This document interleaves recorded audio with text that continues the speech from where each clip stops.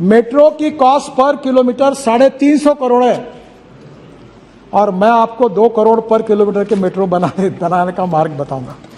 ये हो सकता है और इसलिए ब्रॉड गेज पर हमने मेट्रो बनाई अभी नागपुर में, मेरे कॉन्स्टिट्यूंसी में, और रेलवे मंत्री जी ने उसको बहुत समर्थन दिया है। और अब light rail transport, ropeway, cable car, funicular railway, अब पब्लिक ट्रांसपोर्ट ऑन इलेक्ट्रिसिटी हमारी जरूरत है। ये पेट्रोल डीजल की बसेस बंद करिए।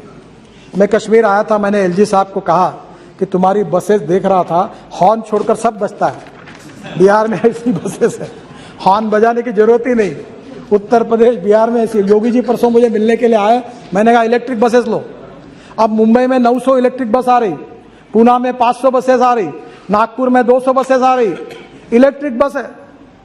आपको मैं बताता हूं, अब जमाना बदल गया और इसलिए आने वाले समय में रोपवे, केबल कार, इसके लिए आप लोग प्रपोजल लेके आइए। मैं 100% भारत सरकार के पैसे से आपको ये सब बनाने के लिए मदद करूंगा। काफ़ी नई टेक्नोलॉजी लाई है और टेक्नोलॉजी का उपयोग करेंगे, मैं उस पर जाता नहीं। इलेक्ट्रॉनिक टोल का 97% कलेक्शन हो गया है। अब मैं जीपीएस सिस्टम लाना चाहता हूँ, टोल ही नहीं रहेंगे। अब टोल नहीं रहेंगे तो कुछ अखबार वाले लिख देते कि टोल खत्म होगा। टोल नहीं खत्म होगा। If you want good services you have to pay for it. मुझे लोग पूछते टोल कब माफ करोगे। मैंने बोला तुम यहाँ 5 स्टार होटल में कार्यक्रम करते हो तो क्या फुकट में मिला क्या आपको? अगर फुकट में करना था तो रामलीला मैदान पे बैठना था। जब यहाँ बुलाते हो तो पैसा देना पड़ेगा।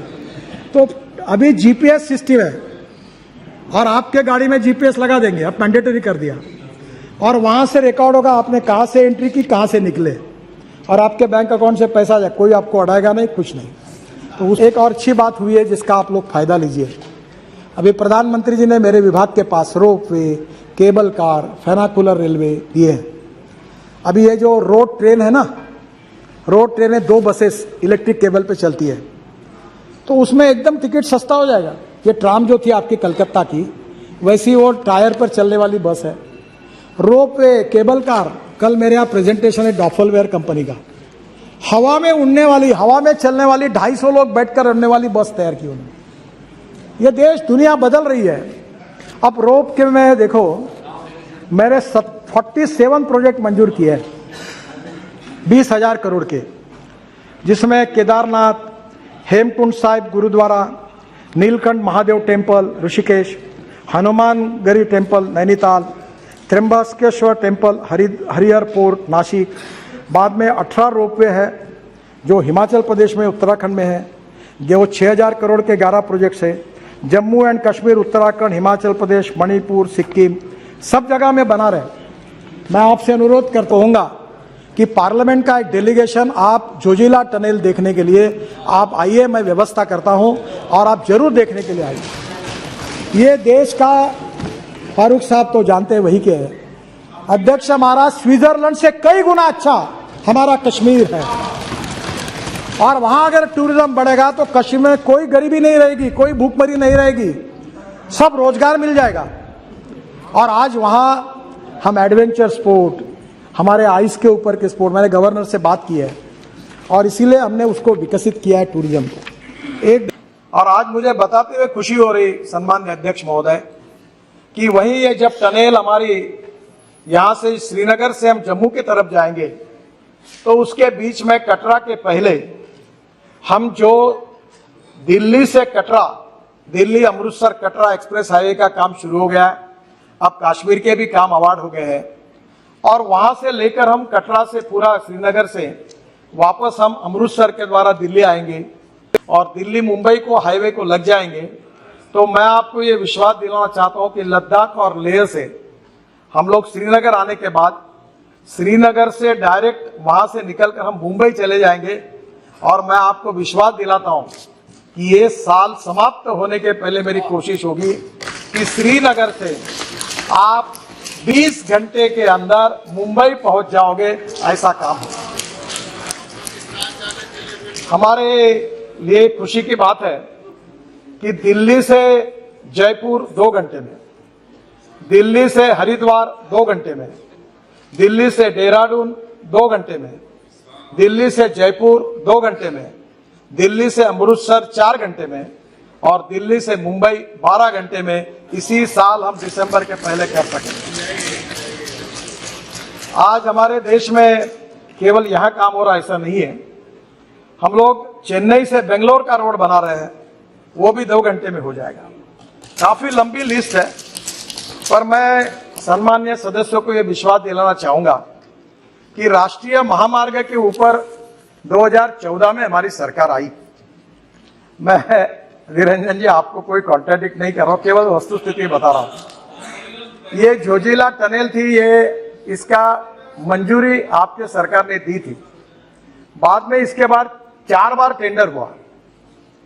एक बार टेंडर आया तो एक ही टेंडर आया, रिजेक्ट किया गया। दूसरे बार टेंडर आया तो आईएलएफएस को मिला, वो आईएलएफएस की हालत खराब होगी तो टेंडर टर्मिनेट हो गया। तीसरे बार टेंडर आया, उसमें भी अड़चन आई क्योंकि 12,000 करोड़ कॉस्ट बढ़ गई। फिर कैबिनेट में जाना पड़ा। तो मेरे समझ में नहीं आया कि ये कॉस्ट क्यों बढ़ रही है। और मैं केवल, ये मेरा श्रेय नहीं है, मेरे हमारे अधिकारियों का है। और दिल्ली में एक एसोसिएम करके एक संस्था है जो उद्योग और व्यवसाय में काम करती है, उनको मैंने कहा कि आप इसके ऊपर एक दिन का वर्कशॉप लीजिए। और नॉर्वे से लेकर दुनिया के सब लोगों को बुलाया और टेक्निकल और फाइनेंशियल क्वालिफिकेशन के बारे में, ना मैं चार्टर अकाउंटेंट हूं ना मैं इंजीनियर हूं, पर मुझे वर्ली बांद्रा सीलिंग मुंबई में बना, एक्सप्रेस हाईवे बना, थोड़ा अनुभव था। तो मैंने कहा ये टनल की कॉस्ट एग्जैगरेटेड, इसके टेक्निकल क्वालिफिकेशन बदले, और उसमें इंडियन कॉन्ट्रैक्टर को इंकरेज किया गया। 12,000 करोड़ की एस्टिमेट कॉस्ट थी। और आज मुझे बताते हुए एक खुशी हो रही है, हमारे यहां तो अभी तो मैं 50 लाख करोड़ के काम कर चुका हूं। और इस सदन को विश्वास के साथ नम्रता पूर्वक बताना चाहता हूं, यहां तो थोड़ी भी गड़बड़ हुई तो तुरंत आपको पता चल जाता है। आपको 50 लाख करोड़ में एक भी कॉन्ट्रैक्टर ऐसा नहीं मिलेगा कि उसको अपना कॉन्ट्रैक्ट मंजूर करने के लिए कभी मंत्री को मिलना पड़ा, ऐसा एक भी नहीं मिलेगा। आपको कोई ध्यान में आएगा तो मुझे बता दें। Transparent, time bound, result oriented and corruption free. और आपको मुझे बताते हुए खुशी हो रही है, इस देश के इस टेंडर में जिस कंपनी ने कॉन्ट्रैक्ट जीता, 5 लोगों ने टेंडर भरे, कंपटीशन हुई, और हैदराबाद की एक मेधा इंजीनियरिंग करके कंपनी है, उन्होंने काम लिया। और फारूक साहब, इस एक ही काम में हमारी सरकार ने एस्टिमेट कॉस्ट से 5,000 करोड़ रुपए की बचत की और ये करके दी 5,000। तो मैं आपको निश्चित रूप से ये बताना चाहूंगा कि आज हमने गंगा पर कितने पुल बना रहे, जितने मांगते उतने बना गए। यानी स्वाधीनता के बाद जब तक हमारी सरकार नहीं आई, उतने ब्रिज गंगा पर थे, उतने हमारे 7 साल में ललन सिंह जी बैठे हैं, जो बोलते हैं वो मंजूर करा के हमने सब मंजूर कर दिए। ब्रह्मपुत्रा के ऊपर भी अभी तक, ये बहुत, ब्रह्मपुत्रा तो सागर ही है, और उसमें भी आपके यहाँ जितने मांगे उतने, जिसका आपने कल माजोली का उल्लेख किया, मेरे से गलती हो गई, मैं सोनवाल जी के प्रचार में आया था माजोली, और वो सोनवाल जी मुख्यमंत्री थे, और मुझे हाथ दबा दबा कर हेलीकॉप्टर पर, आप एक ही करो, आप बोल दो। तो मैंने बोला, अरे मुझे कुछ मालूम नहीं, कॉस्ट कितनी है, क्या है, तुम मुझे कर रहे हो जबरदस्ती। बोले आप बोल दो, मैं चुनाव जीतूंगा, नहीं तो मैं हार जाऊंगा। ये लोग नाराज है। उसने मुझे इमोशनल, अब ब्लैकमेलिंग शब्द बराबर नहीं है, पर इमोशनल हाथ दबाकर थोड़ा सा ऐसा डरा दिया कि मैं पब्लिक मीटिंग में गया और मैंने कहा कि माजोली का पुल हम बना देंगे। जैसे मैं आया दिल्ली तो मेरे अधिकारी ने बताया कि सर आपको पता है ये ब्रिज कितने कीमत का है? बोला कितना?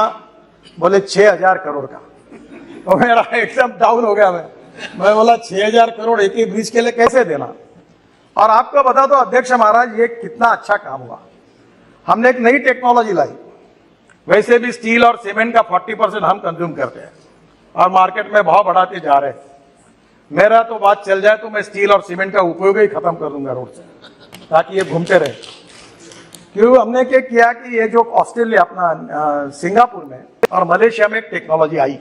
ये जो 2 बीम दिख रहे हैं आपको, इसमें मेट्रो में सब जगह पर डिस्टेंस होता है 30 मीटर। और अभी हमने ये तय किया कि वहां जो टेक्नोलॉजी आई है, ये 2 पियर के बीच का डिस्टेंस 120 मीटर तक हो सकता है, क्योंकि ऊपर का जो बीम डालते हैं उसका कास्टिंग स्टील फाइबर में होता है। और अध्यक्ष महाराज, हमने वो मैंडेटरी किया और टेक्नोलॉजी नहीं लाई, वर्ल्ड की जितनी अच्छी टेक्नोलॉजी वो लाने की कोशिश करे वो हमने स्वीकार की और फिर ये माजोली आइलैंड का टेंडर निकाला। और आपको बताते मुझे खुशी हो रही है कि 6000 करोड़ का ब्रिज हमने 680 करोड़ में यूपी ब्रिज कॉर्पोरेशन में दिया।